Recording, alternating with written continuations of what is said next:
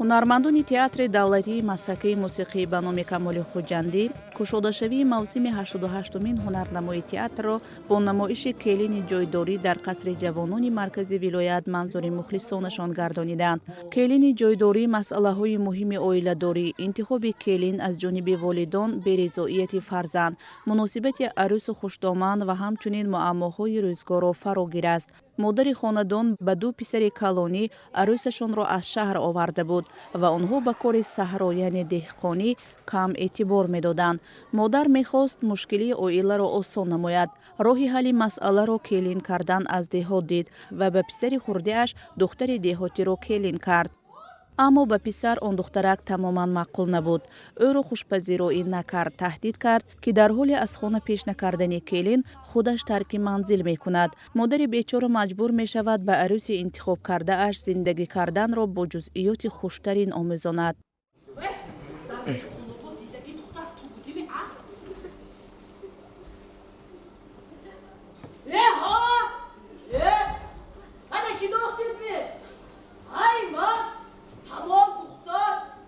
бо гузашти вақт духтарак ҳамаи он супориш ва рӯзгордории модари шавҳарашро аз худ намуда ба як бонуи зебо ва ширинсухану кордон мубаддал мегардад. намегузорад ки шавҳараш аз ӯ ҷудо шавад.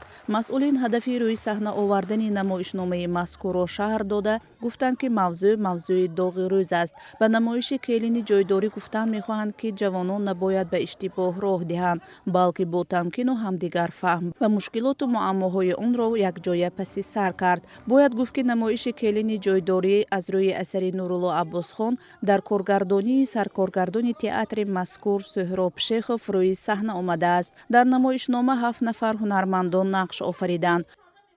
имрӯз барои ҳунармандони театри хоҷа Камоли Хуҷандӣ рӯзи ид аст. кушодашавии мавсими 88-мин ҳунарнамои театр мебошад. азбаски дар театри мо таъмир рафта истодааст бо дастгирии раиси вилояти сух муҳтарам Раҷаббой Аҳмадзода таъмири пурра рафта истодааст ва мо аз ин хеле хушҳол ҳастем ва кушодашавии мавсимро тасмим гирифтем ки дар маркази ҷавонони ба номи Лоиқ Шералӣ гузаронем ва то тамом ба охир расидани таъмир ҳунармандони театр ба сафарҳои ҳунарӣ ба шаҳру ноҳияҳо мебароянд.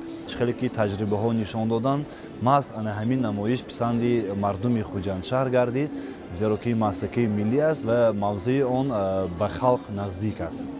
ҳамзамон бояд гуфт ки намоиши мазкур дар жанри мазҳакаи миллӣ омода гардидааст. нақши хушдоманд дар ин намоишнома нақши калидӣ аст. маҳз ӯ мехоҳад орзуҳои хешро амалӣ намояд ва бо ақли расову тарбияи дуруст ва насиҳат ба келин ба мақсади ниҳоии худ шарафёб мегардад.